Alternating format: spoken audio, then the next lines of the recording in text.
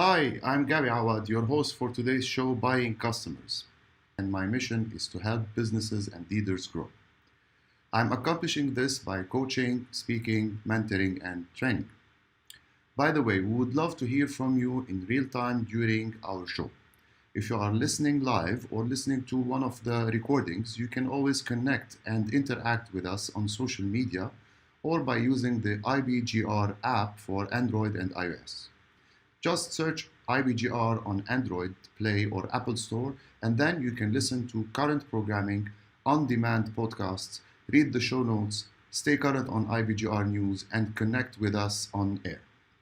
You can take IBGR with you wherever you go. If this is your first time listening, welcome, and if you are a returning listener, welcome back.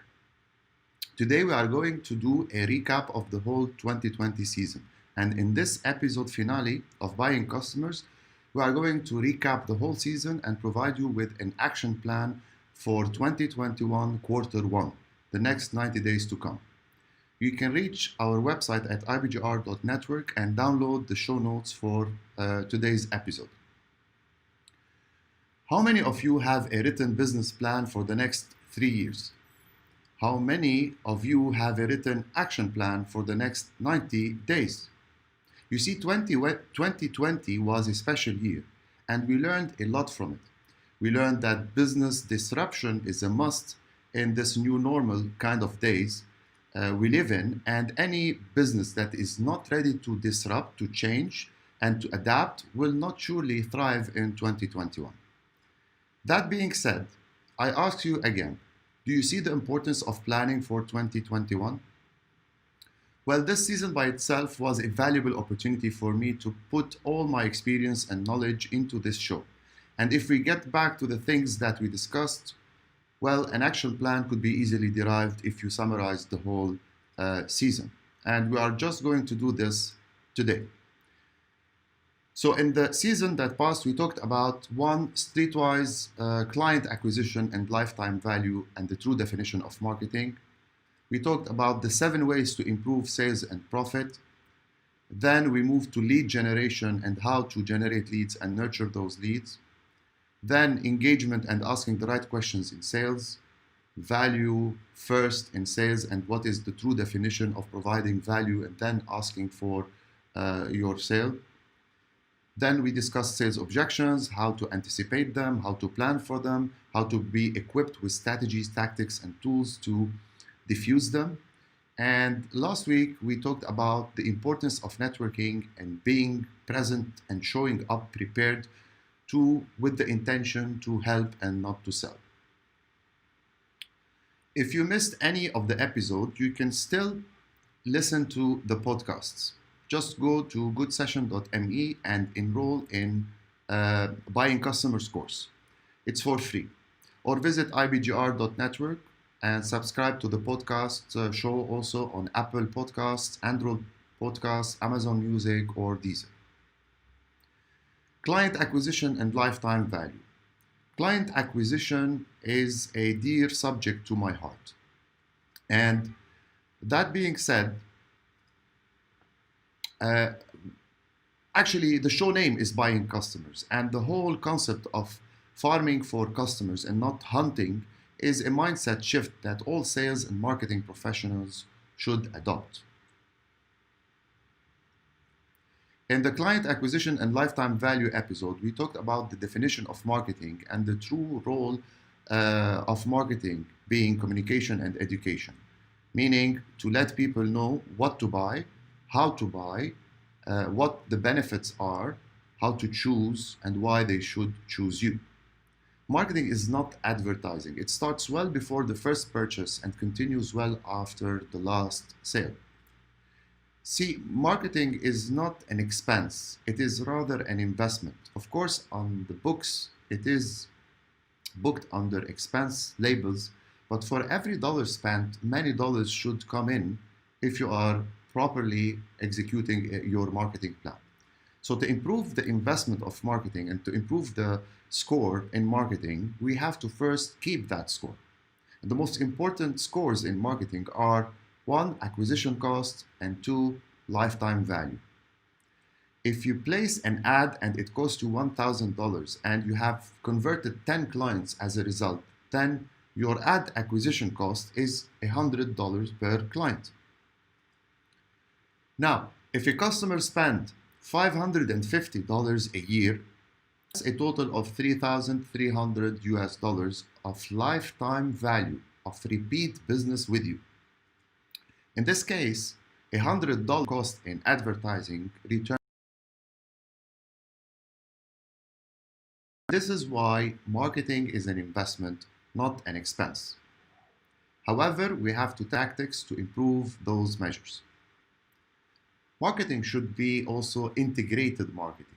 I tell my clients all the time that marketing is a temple and you should have at least 10 pillars holding this temple.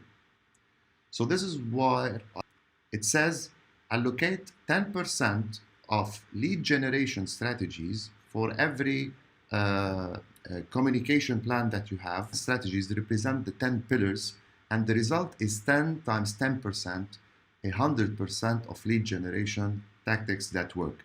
If one pillar fails, if a strategy did not return on 9 or 8 strategies, will continue to provide 80% of your target.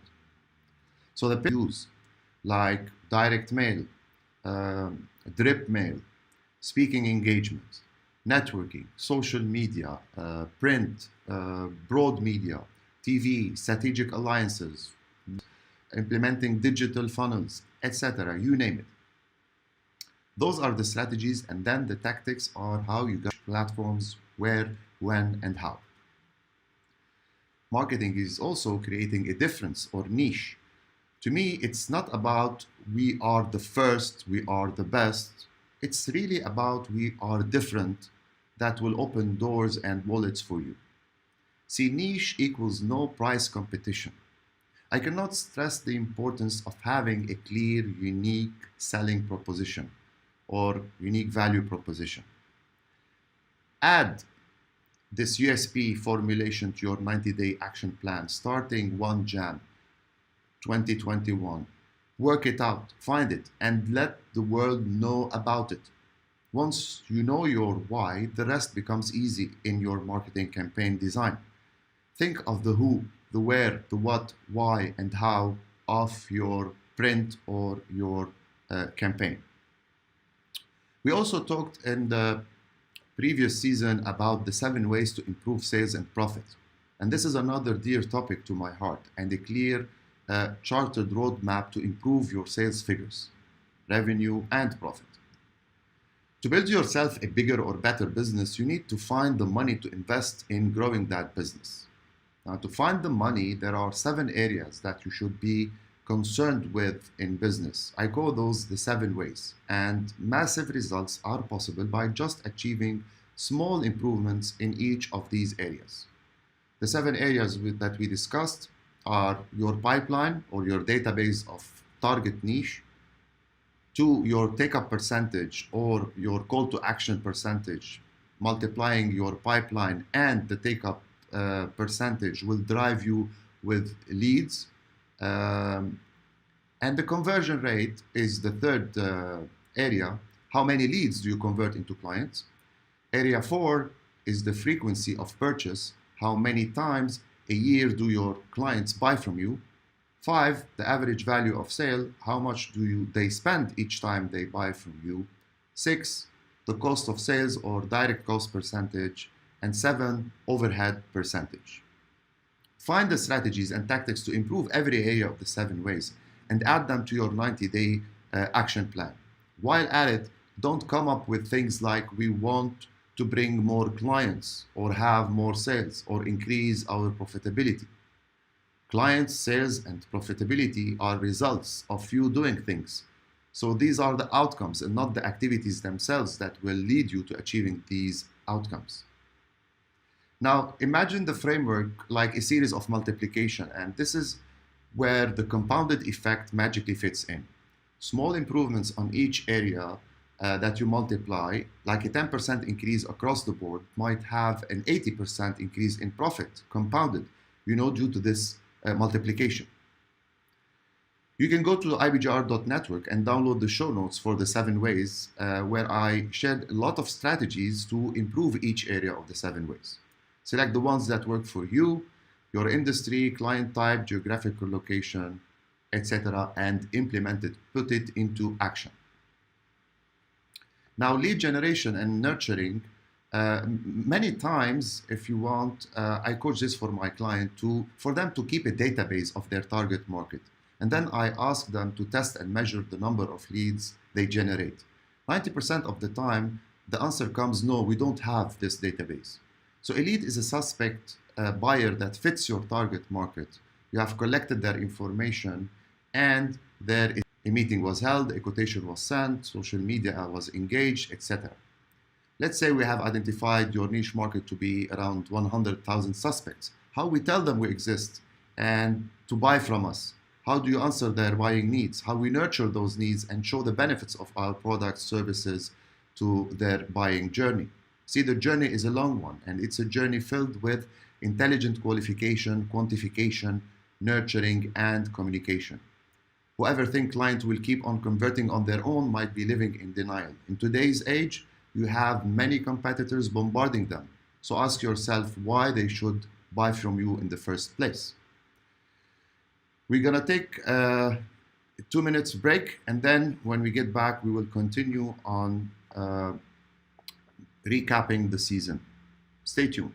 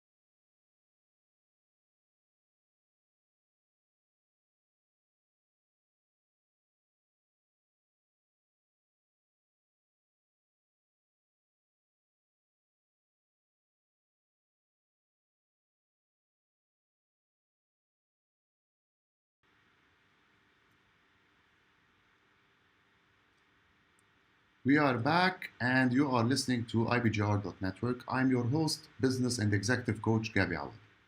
In this episode of our Buying Customer show, we are doing a season recap and providing you with a 90-day action plan at the end for 2021. You can go to our website at ibgr.network and download this show notes.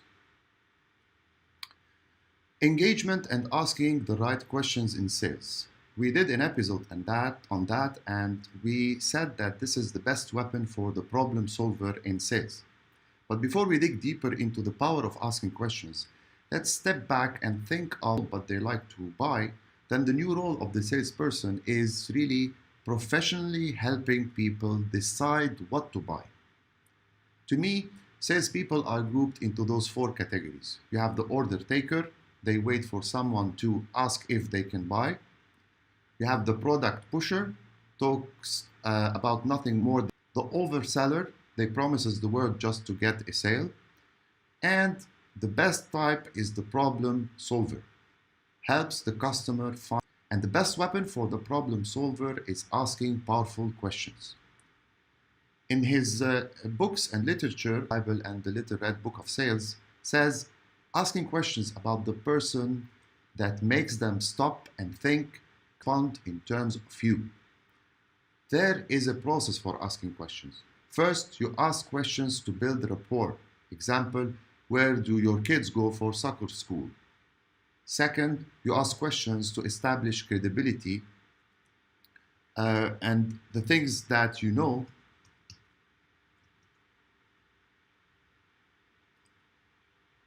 and about what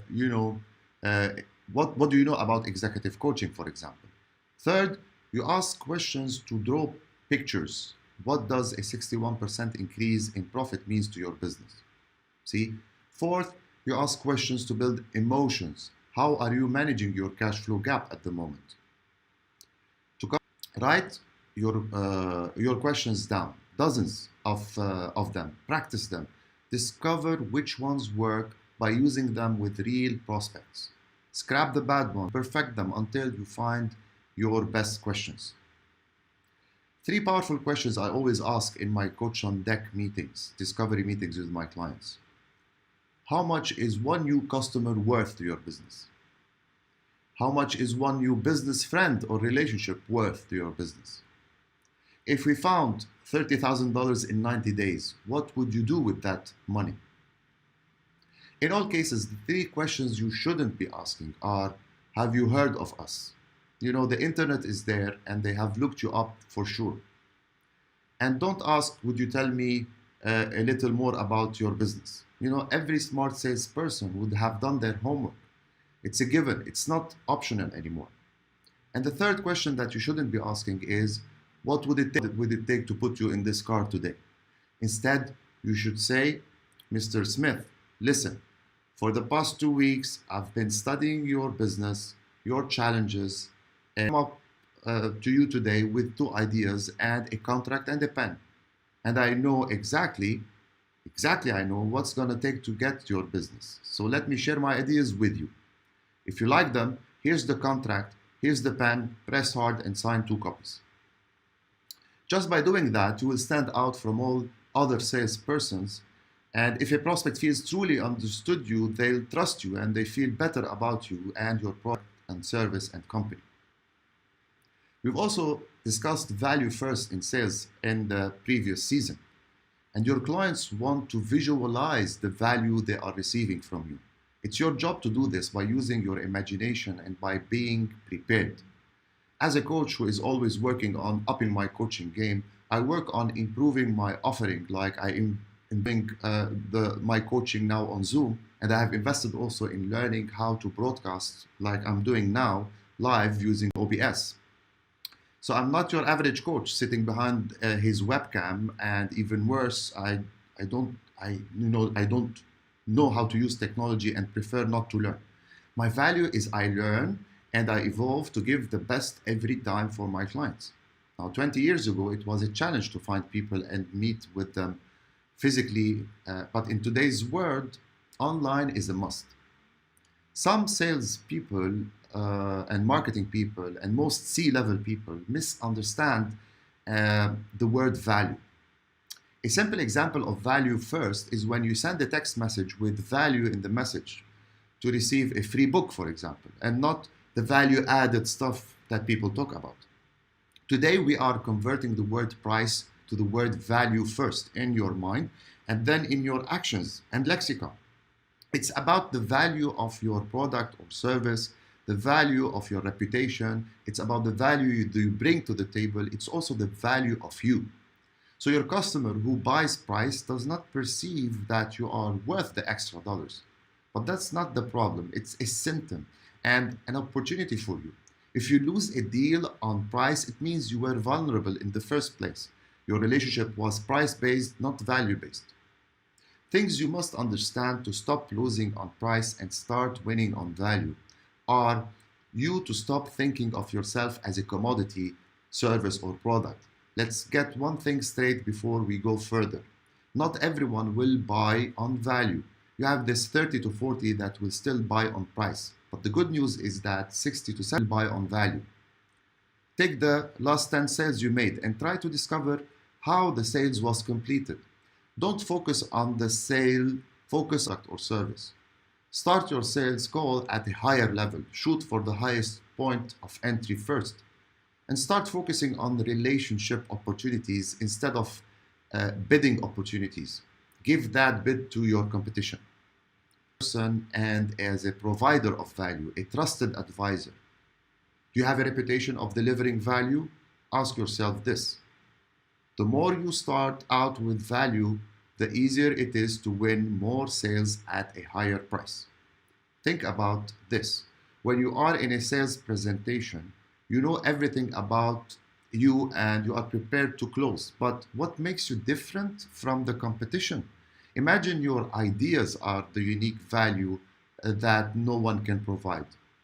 You are thinking of and recommending solutions that the customer wasn't thinking about. Ideas that makes you a respected hero rather than a salesperson. You have to really put yourself in their shoes and try to come up with valuable solutions. You are the problem solver and your value is expressed in terms of you. So provide the customer value through great ideas. Create something unique. Ideas come from observing, listening, asking questions. Good ideas will come eventually, and the idea is to keep trying. Here's a formula. The more perceived value, the more your customers will buy from you. Simple. It's your perceived value. It's not what you think about yourself, your company, or your product. It's about how they see you, how they see you are providing value in terms of them. This is the key winning point. This is the secret of value first. And if your mindset continues to focus on providing value all the time, not just for free, but providing value in terms of your actual deliverables, this will lead you to become a person of value and to become a trusted advisor for your clients. We are now going to take a short 2 minutes break, and when we return, we will continue with this season recap. And at the end, stay tuned till the end because we will be providing you with the juice of the season, a 90-day action plan that you can implement immediately tomorrow on the first quarter one of 2021. You can chat with us and our mentoring groups in the chat tab or interact in the application if you download it, and take it with you everywhere. So you have been listening to Buying Customers on IBGR Business Growth Radio Network. I'm Gabi Awad, and I will be back after this short break.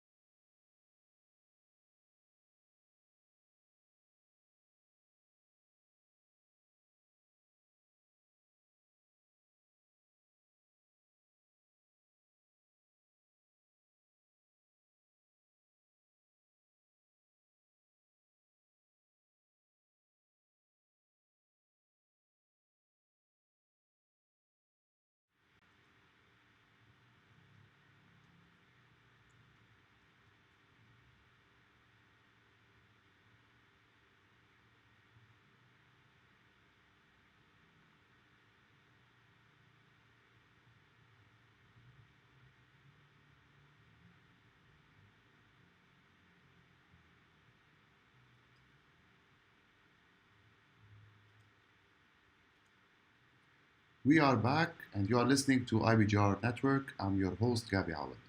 On this episode of Buying Customers, we are doing a season recap. Go to our website at ibgr.network and download the show notes. Sales objections and how to anticipate them. Every prospect you speak to has a sales objection or reasons they are hesitant to buy your product or service. Sales objections are bound to happen and they are unavoidable. Every sales has 5 basic obstacles: no need, no money, no hurry, no desire, and no trust. Objection handling is when a prospect presents a concern about your product or service and you respond in a way that alleviates those concerns and allow the sale to move forward. Objections are usually around price, product fit, competitors, no perceived value yet. The question is, what are your top 5 objections in your business and how are you overcoming each one? An objection may basically indicate a buyer's interest, but objections occur mainly because the buyer needs clarifications, better deal, third-party approval, or because they don't want to buy in the first place. Now, you are guaranteed to have objections, and this guarantee is even more if you have not completely qualified the buyer, or they are not the real decider, or they cannot afford it, or their needs and interest level is too low, or you did not establish rapport with them, because people buy from people they know, like, and trust. So you need to establish trust also with them. And you did not find the prospect's hot buttons yet, or your presentation was weak, or you did not anticipate the objections before the prospect could raise them in the meeting. The best way to overcome is being prepared. A systematic approach to handling objections goes like this. First, listen and listen well, and then ask questions. Then solve the objection, then confirm that the objection was solved, and then move on to the next objection or move on to closing the sale. You can download the show notes from ibgr.network to have a visual about this process. If you can anticipate objections, you can prevent them from occurring. The thing is, there are no new objections. You've heard them all before. In whatever business you are in, there are those 5 to 6 reasons why customers don't buy from you. Well, the cure is prevention. Prevent objections by discussing them before the prospect had a chance to voice them. What are the tools for objection prevention? The first tool I call similar situations. Stories about similar customers with similar objections who bought from you in spite of the objection. Another tool is testimonial, and video testimonials are better even. Something that goes along, I thought the price was too high, but after a year of lower maintenance cost, I realized the overall cost was actually 20% lower than, etc. Thank you for talking me into buying your product or service. A story or article about your product or company to build and support and to build credibility and confidence. A comparison chart as a tool where you compare the competition, apples to apples, and use it when the prospect says they want to shop around or they're still not decided yet. Say, my experience has shown. This is one of the most powerful lead-ins in preventing objections. Also, you can say, I listened to our customers. They had a concern about X, Y, and Z, and here's what we did for them. In all cases, prepare yourself. Before. Be ready with questions, answers, ideas, strategies, testimonials, questions to ask, flow charts to show, stories to tell. If you can overcome objections in your presentation before the prospect raises them, you are more likely to make the sale. Anticipation equals prevention. It just takes preparation and practice. It takes time, creativity, and focus to make the sale happen. So you have to prepare by anticipating for the objections in your presentation, in your sales meeting. Data and testimonials are great preventers. So use them, gather them, analyze them, make visual information about them, and show them to your customer. What are the common objections? We discussed those, and you can get back to the show notes to see how we overcame them, or we put strategies to overcome them. We have objections like, I want to think it over, I want to check with my suppliers, your price is too high, I want to talk it over with my partner, I'm satisfied with my present supply month. Sometimes they are true, but the key is in your knowledge of your product, your knowledge in your prospect, the relationship you have with your prospect, your creativity, your attitude, your sincere desire to serve, and your persistence. None of these have to do with price. Yes, and all of these have to do with value. And the important keys in this are your creativity, your attitude, and your persistence again. So price is not a barrier if you provide value. In previous episodes, we attached common objections and how to handle them. Objections also like, I want to think about it, or we spend our money, or I cannot afford it yet, or I can find it somewhere else cheaper or better. We have a satisfactory vendor we're dealing with, call me back in 6 months, I want to shop around, etc. If you missed that episode, you can download the show notes on IBGR Network where we provided you objections. See, the process is easy. Brainstorm internally with your team. What are the objections that you are hearing most of the time? Select the top five that you are hearing in occurrence time, and discuss with your team and do role plays on how to handle them, how to anticipate them. If they say it's not the time, what shall we do? What shall we show? What shall we offer? How much can we offer? And then take them to a weekly briefing and debriefing and sales meetings with your team. Rehearse them. Add to the list as much as you want and discuss them in sales meetings. And then take them to every objection, try to come up with a strategy for it to overcome it. Strategy could be showing information. Another strategy could be asking powerful questions. A third strategy would be showing comparison charts between us and the competition. Build those visually and in their substance. And then take them on your best customers or even on your worst customers and get back and improve them. It's a process. You cannot handle objection by giving discounts or by comparing yourself to the competition. You handle objections by you being prepared, by you showing your value, even without the client asking, and by diffusing those or stating those objections even before they happen. Things around like, I know you might say our product is too expensive or expensive compared to other products, but let me tell you exactly what's in our product or the process that we go through in manufacturing our product. You have 1, 2, 3, 4, 5, 6 of Z, etc.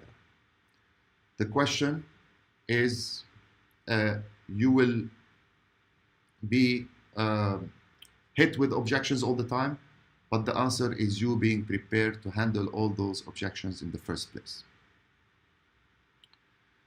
So now we are going to take another short 2 minutes break, and when we return, we will do a quick recap and leave you with the action plan for the Q1 2021. I know 2020 was an exceptional year on all levels. Forget about it. Forget about 2020 is for us to plan for 2020 in advance. And the season, if we are talking business growth, sales, market plan, and you being prepared to generate better leads, nurture those leads, identify your uniqueness and use it in your sales process by you being prepared to ask powerful questions, you being prepared to handle all objections, and you being prepared to network and when you network, to provide value in the first place, network with an intention to help and not to sell. Don't forget that you can always connect and interact with us on social media or using the IBGR app for Android and iOS, which is already available for you to download. Just search IBGR on the stores and you can download it and take it with you anywhere you go. You have been listening to Buying Customers, and today is about doing a recap for the 2020 seasons. I am Gabi Awad, and we will be back after a short break.